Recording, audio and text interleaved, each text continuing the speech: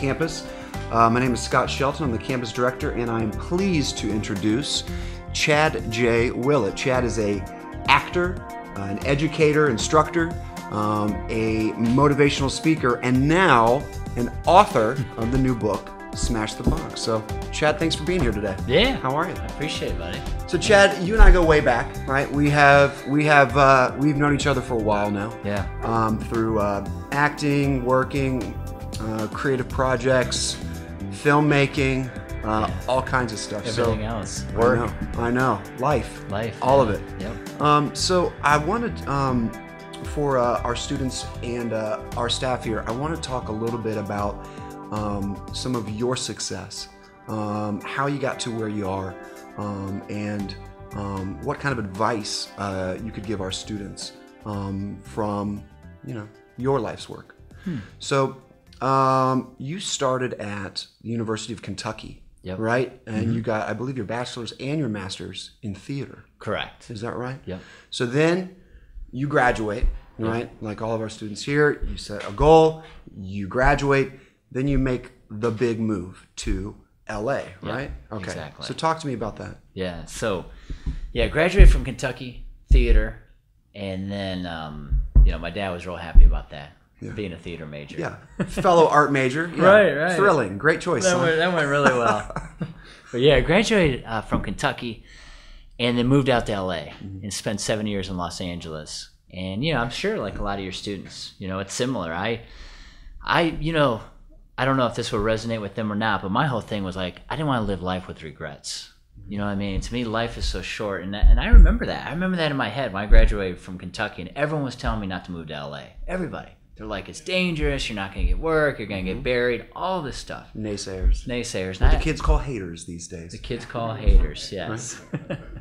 But I went anyway. I lived in LA 7 years. Now, you were in some films out there that, some pretty big films. Yeah, the biggest, She's All That, with Freddie Prinze Jr. and Paul Walker. So Paul Walker, Fast and Furious, Varsity Blues. Yeah. And you were in Halloween? Halloween H2O, Jamie Lee Curtis. Yep. Yeah. So, I did that. I got in the union. I got in SAG, Screen Actors Guild, through a commercial, a Procter & Gamble commercial. So, Good. Did that. And then in LA 7 years, and then I've been back in Columbus now 7 years. Yeah. And I've had my studio, my acting studio, for that whole time I've been back. So at what point did you say, all right, I gave it my run, right? I did it. Now I'm going to change gears. How did you get to that point? That's good. That's a good question. For me, living in LA and going through the grind, auditioning 2 or 3 times a week, living in a studio, not having any money. Just for me, when I hit 30, when I became 30 years old, I was just like, I wanted different things in my life. You know what I mean? I wanted a house someday. I wanted to get married. And not that I couldn't have it out there. It just at that time looked so far out of reach for where I was in my career. And I wanted to switch gears. And that's why, I decided to come back to Columbus. And I feel blessed to be able to still do what I do here. But like I said, I have no regrets being out there, but it was time. I want to do different things. Right. So you come back, right? You have this background in theater, and you make almost like the next jump, and you go into business for yourself. Yep. With Broadway to LA acting studio. Yep. Right? So talk a little bit about that and, how it came. Yeah. So, I come back from LA. I spent 7 years out there, did some films, sure. Did some commercials, came back, and I wasn't even looking to teach, to be honest with you. And I had been on the road working for Bradford School doing presentations right when I came back, and a teacher down in Ohio, in Athens, heard me speak to her class, and she had 2 kids at OU that wanted to go into acting. So she asked me if I could teach them privately. So I had her twins from OU, right when I came back from LA, who I was doing a one-on-one class with. And from there, I had 2 kids, private lessons. From there, I ended up getting another kid, and then another kid, then I put advertisements out, and then eventually I opened up the studio. But that was not my initial goal. Right. It kind of happened through networking and different events.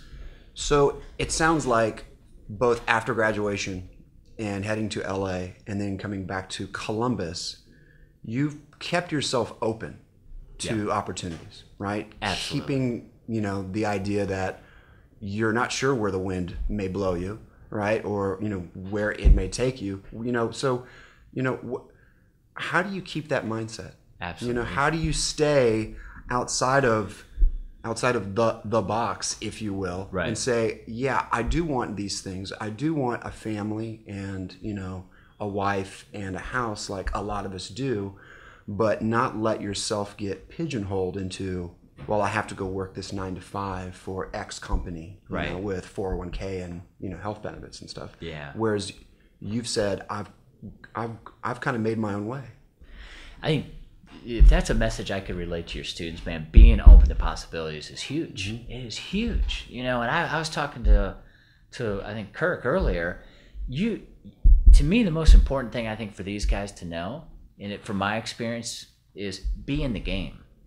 Be in the game as in, I don't care if you're behind the camera, in front of the camera, in a sound stage. That was the one thing I noticed in LA. If that's advice and experience I can share with these guys, the few people I knew, actors that made a living out in LA, they were always in the game. They were on sets, they were doing extra work, they were in class, but they were always in the game. And the actors that were substitute teaching, waiting tables, and eventually at Starbucks drift away, mm-hmm. they're out of the industry. Mm-hmm. But people don't want to do that. They don't want to sacrifice. I'll share a story. One of my best friends out in LA, he's a writer. He wrote Spartacus. If you guys know, the Showtime Spartacus, he's one of the lead writers on Spartacus. Mm-hmm. He was out in LA writing for 10 years before he even got a break. 10 years. But he was always in the game. He was an assistant to a writer, assistant to an agent, always doing the work no one wanted to do, and eventually he got a break. Now he's doing Spartacus, and he's got other gigs, and he's got a big agent. But that's my advice, kind of what you're saying about in this industry, broadcasting, acting, entrepreneur, stuff you and I do, music, mm-hmm. The game. Mm-hmm. You gotta stay in the game. The more you drift away and get comfortable, you lose it. Mm-hmm. There's no other way around it. You and I know it's too competitive. Yeah. There's too many people. And to answer your question, I guess I don't want any regrets. I've always been open to opportunities, and even my studio, right? I didn't even come back looking to teach and open a studio. But I took 2 students on, and then it grew and blossomed, mm-hmm. and now I got kids classes, teens, adults. But it's being open to possibilities, but most importantly, being in the game. That'd be the biggest thing I tell you students, because once you get out of the game, mm-hmm. in the comfort zone, you're not a broadcaster, you're not an actor, you're not whatever. And that's another thing I love to share with these guys, man. I'm a big believer being truthful with yourself and honest. When I was in LA, those first 4 out of 7 years, I was an actor. I was in classes, I was doing extra work, I was on sets, I got in She's All That, I got in Halloween H2O, I was doing it. The last couple of years, I started substitute teaching more, I was making better money, I started drifting away. But those last couple of years, I wasn't honest with myself. I wasn't an actor. Mm-hmm. I was a substitute teacher. And acting was a hobby. You with me? But so many people out there, they're not honest with themselves. They just call themselves actors, and they may act 2 or 3 times a year. Mm-hmm. And that's what I'm saying. You got to be in the game, and you got to be in the game. You got to be honest with yourself. Yeah. So you have this this acting studio, Broadway to LA. Oh, what's the website for it? Broadway2LA.com. Broadway the number 2 with 2LA.com. Yep. Great. Yep. How many folks do you have instructing for you now? And talk a bit about your studio. How long has it been open? Yeah. It's a private studio. Had it for 7 years. I have 2 instructors under me who also teach, and then we do kids, teens, and adult acting classes. So we do summer camps for kids and teens. We do film classes, demo reel, commercials, mm-hmm. anything to help the students get in front of agents in Columbus. And then what types of classes do you lead? You still have a method acting class, a commercial script class, Yeah, we got the film class, which I teach, then we have a level 2 mm-hmm. class, and then we have a demo reel. Mm-hmm. Basically, we're just trying to provide actors tools they need to act. Demo reel, commercials, film, and all the classes. Cold reading, auditioning, and all the classes in with a showcase where agents are there and they can scout talent. Talk about some of the agencies in town that are attending your events. Yeah, CAM Talent Agency, Heyman Talent Agency, and PCG Talent Agency. That's PC Gainer, right? PC Gainer, yep. And then Seagal Model and Talent. Oh, those 4 are always at our showcases. And then we also have a casting director, Candy Bennett. Okay. Candy Bennett comes and scouts talent too. Yeah, great. Yeah. right, so you've done the acting thing. You started to open up your own studio where you start to lead. Yep. And you move away from the focus on yourself, and you start focusing on your students, and you start teaching. Right. Then I think that the natural progression there is you become a motivational speaker. How do you make that jump? How did you get from teaching acting to, you know? One of my students, Anthony, is a big speaker in the sales industry, took acting to be a better speaker. You know how it is. You've been in it. Be more spontaneous, be more in the moment, all the things talk about in the book. And that's why he took the acting course. So he's in my class, and I always in the back of my mind, I thought I wanted to be a motivational speaker, at least pursue it. Be open to possibilities, right? So this is another example, be open to possibilities. So Anthony, a big time motivational speaker, is in my class. And after the session ends, I asked him if he and I can team up and do a program together. So that was the genesis of me speaking. It was him being in my class, giving me the idea, telling me how motivational speaking, kind of mentoring me in a way, telling me about building a platform, getting a book, doing all this stuff. So he was the trigger. Got me. And my whole angle, I thought I have some value to provide companies and organizations and groups. It's all creativity. It's all a creative angle. Things I learned in LA, things about improvisation, being in the moment, sharing stories about William Shatner, Charlie Sheen, all this stuff that I've learned, and applying it in a way for companies and groups and organizations to use it in their daily practices. So him being in the class was the trigger, and then me thinking from a creative angle, I can provide value to these groups. When you say, these groups, who are we talking about? Who have you given? Because you start to travel now. Yeah. Right now you're on the road with this. Yeah. You're like a traveling roadshow. A traveling roadshow, man. I know. I feel blessed. Yeah, it's been crazy. Like Nationwide Insurance, Cintas. I was at Cintas yesterday, actually down in Cincinnati. I flew out to Whitefish, Montana, 2 months ago and talked to Cenex. It's an ATM parts supply company out of England. So yeah, it's been, most of my work's been around here and around the East Coast, but now you're right. I'm in Montana. I'm starting to branch out more and share the message. So the message has started to develop and take a life of its own. Yeah. And you decided, well, maybe I should write some of this stuff down. Yeah. So you've got this book here, Smash the Box, and some of our team was able to actually get out to like your first book signing. Your book signing. So talk to me about this book. Yeah, absolutely. So I wanted to just kind of what you said. I've done this keynote so many times, Smash the Box, and always after it's a 1 hour keynote, and after the keynote, people are always asking me questions, wanting more material. And it's hard, in 1 hour to give them the full breakdown of what it's about. So anyway, I'm like, I want to write a book. At least let people who want to read this book read it. And it's interesting, when there's an editor in Zanesville, he went to my high school. When he and I met, I was kind of wishy-washy on writing a book, because I told him straight up, I'm like, I don't want to write a book that everyone else writes, because first of all, I think no one's going to read it, and second, it's going to be boring. So I told him, I'm like, if we're going to write a book, I want to smash the way books are written. I want this book out of order. I want pages upside down. I don't want page numbers, and I don't want a table of contents. So this has no table of contents, pages are upside down, there's no books. I've noticed. If you think about books, right, they're so linear, they're so they put you in a box, the way books are written, right? Yeah, everything's so linear. Here's the 5 steps. Here's the 5 steps. And you gotta go 1, then you go 2, then 3, then 4, then 5, and then voila. Exactly, right. You're fixed. You're fixed, just like that. Yeah, so I'm like, if I write a book, I want it to be like my keynotes that are unscripted. I don't use notes, that are genuine, and I want people to know, the big thing I want, people read this book, I want people to know that I truly feel people live in their head.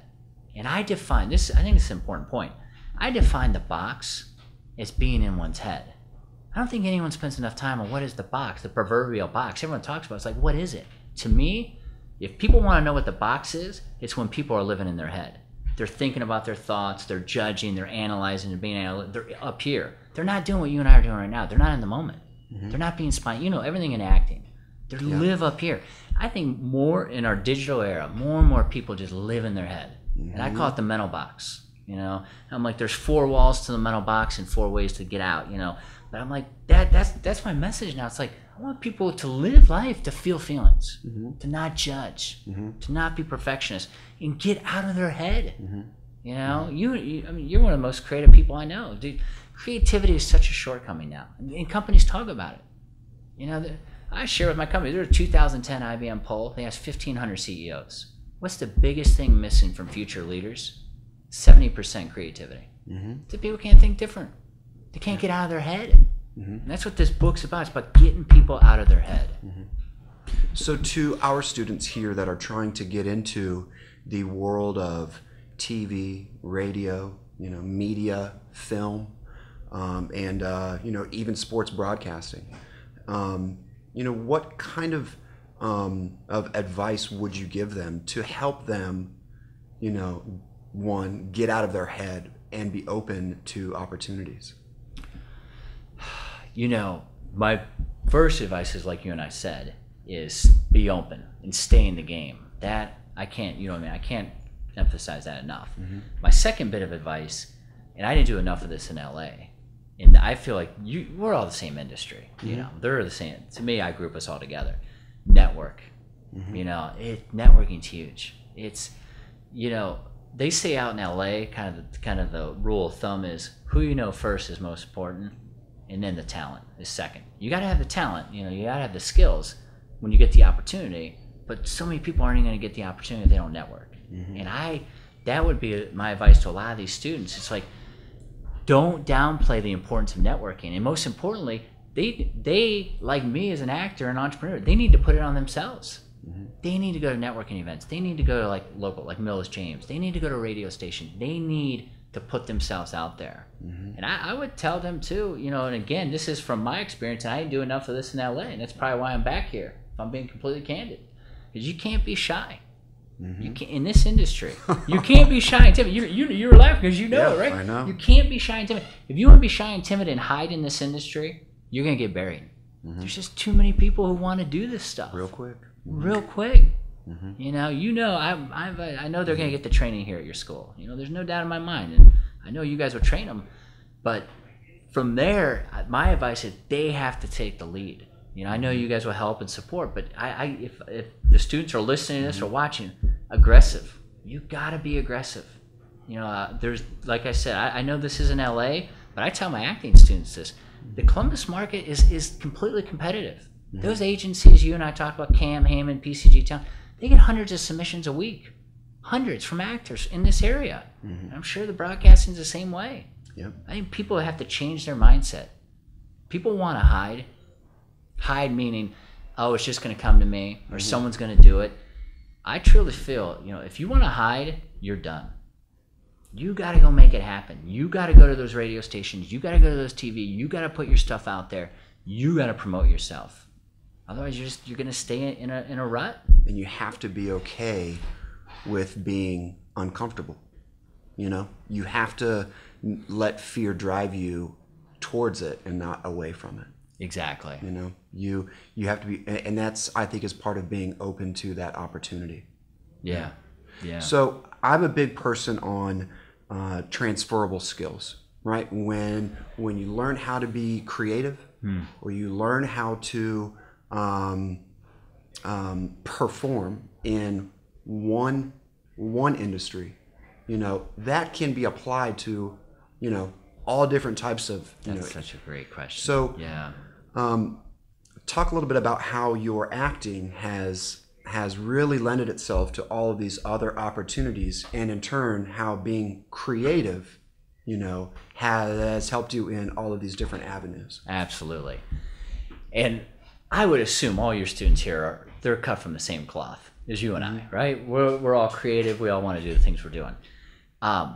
Any successes I've had post college, there's no doubt in my mind from theater. There's no doubt. Theater taught me, as you know, to take risks, to take chances, to experiment, to explore, do all these things. That's why I moved to LA, right? And didn't listen to the haters, right? As they would call them. Yeah, that's right. That's why I went to LA for 7 years. That's why I came back and started a business. Yeah. And along your point, that's a really important, I think, message for your students to keep in mind. their ability to get a diploma from here and have this creative background, they can leverage. You know, I just told you the IBM quote. 70% of the CEOs say creativity is missing. You know, they absolutely can transfer those skills to work in America, corporate America, sales organization, depending what road they want to go. But here's the thing I think that most people miss from the arts. They don't use their creative background to their benefit. They downplay it. Once, you know what I mean? Once they think they're out of this industry, they just maybe put it at the bottom of the resume and downplay it. And this is, again, I hope they hear this. When I came back from LA, Screen Actors Guild member in the movies I was in was at the top of my resume. The top, right? And I sent that to Manpower Professional where I ended up getting the job. Manpower Professional hired me as a recruiter. I had a theater degree. I had 7 years in LA and I had a Screen Actors Guild background. And I go into Manpower Professional and get a recruiting job in finance. And probably, right? And probably 20 people from Ohio State with MBAs in finance probably applied for that similar position and they hired a theater major. Along your point, you know, don't hide from your creative background. Use it, embrace it, you know? Well, Chad, I want to thank you for coming out today. Let's get your plugs in. Come on, websites. Yeah, absolutely. ChadJWillett.com, You've right? given me enough, absolutely. Yeah, ChadJWillett.com, Broadway2LA.com are my two businesses. Again, I want to thank you guys for tuning in. It's been Chad J. Willett, actor, author, entrepreneur, friend. Yeah. Books on Amazon. And the book's on Amazon.com. Perfect. Yeah. And thanks for tuning in here at the Ohio Center for Broadcasting in the 53 and Main TV studio. Chad? Scott, appreciate it, buddy. Thanks.